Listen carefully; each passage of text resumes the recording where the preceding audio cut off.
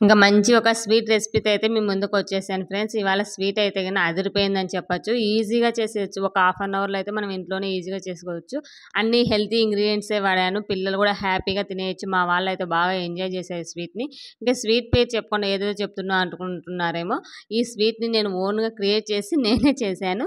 చాలా బాగా వచ్చిందనమాట. అసలు ఎంత మంచిగా ప్రసాదం ఫ్లేవర్ ఎలా ఉంటుంది, మనకి అయ్యప్ప ప్రసాదం ఫ్లేవర్ ఉంటుంది కదా! ఆ ఫ్లేవర్‌లో ఉండింది. చాలా మంచిగా అనిపించిందనమాట. ఇంకా స్వీట్ పేరు వచ్చేసి స్వీట్ కార్న్‌తో ప్లస్ చేశానండి. Sweet corn halwa.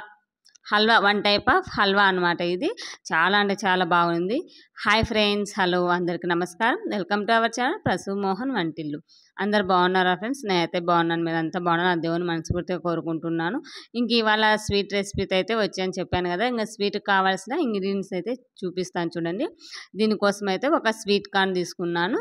అలాగే బెల్లం, పచ్చి కొబ్బరి, సూజీ రవ్వ, మనకి సన్న ఉప్మా బొంబాయి రవ్వ అంటారు కదా!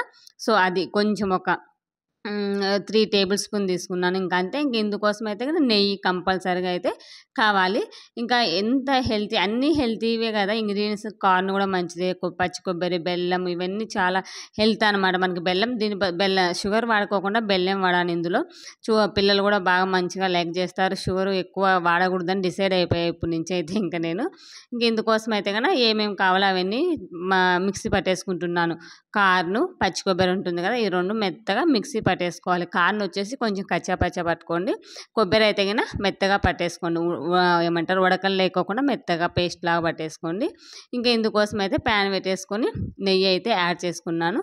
కంపల్సరీగా నెయ్యి యాడ్ చేసుకొని, నెయ్యి అవన్నీ లేదు అనుకుంటే లైట్‌గా డాల్డా అయినా యాడ్ చేసుకోవచ్చు. ఈ స్వీట్‌లోకి చాలా బాగుంటుంది. ఇంకా నెయ్యి వేసిన తర్వాత ఈ స్వీట్ కార్న్ ఉంటుంది కదా! ఈ స్వీట్ కార్న్ పేస్ట్ వేసి మంచిగా స్మెల్, అదే పచ్చి స్మెల్ పోయేంత వరకు వేపుకోవాలి నెయ్యిలోనే. ఒక 10 మినిట్స్ వేపుకుంటే మనకు ఆ స్మెల్ అనేది రాదు. తర్వాత మనము పచ్చి కొబ్బరి యాడ్ చేసేసుకోవాలి. ఈ పచ్చి కొబ్బరి కూడా యాడ్ చేసుకొని దగ్గర దగ్గర ఒక 10 మినిట్స్ ఆర్ 15 మినిట్స్ వరకు ఇలా కలుపుతూ మనము ఫ్రై చేసుకోవాలి. అప్పుడే మనకి కొబ్బరిలో ఆయిల్ రిలీజ్ అవుతుంది కదా! ఆయిల్ రిలీజ్ అయ్యేటప్పుడు ఇలా అడుగంటుతూ ఉంటుందన్నమాట. సో, అలాగే వదిలేసామంటే అడుగంటిపోయి స్మెల్ వస్తుంది. మరి ఫ్లేవర్ మారిపోతుంది స్వీట్ అనేది. సో, అందుకనేసి కొంచెం దగ్గరగా ఉండి సిమ్‌లో, హైలో పెట్టుకుంటూ మంచిగా ఈ పచ్చి కొబ్బరి, ఈ కార్న్ వేపుకోవాలి.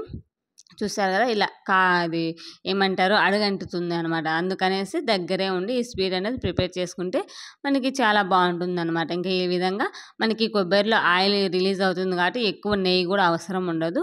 ఇంకా ఇందులోకి స్వీట్‌కి తగ్గట్టు బెల్లం తీసుకున్నాను. బెల్లము కొంచెం వాటర్ వేసేసి అటు సైడు బర్నర్‌లో మంచిగా కరిగించుకున్నాను. ఇంకా ఆ బెల్లం వాటర్‌ని ఇక్కడ ఫిల్టర్ చేస్తున్నాను. కొంచెం కొంచెంగా ఫిల్టర్ చేసేసి ఒకేసారి వేస్తే ఇది వేడిగా ఉంది, అది వేడిగా ఉంది కాబట్టి మీద పడే ఛాన్సెస్ ఉంటాయి. అంటే ఏమంటారు, వేడి మీద ఉంది కాబట్టి బస్సున పొంగేసి మీద పడుతుంది. కొంచెం జాగ్రత్తగా చూసుకొని చేయండి ఫ్రెండ్స్.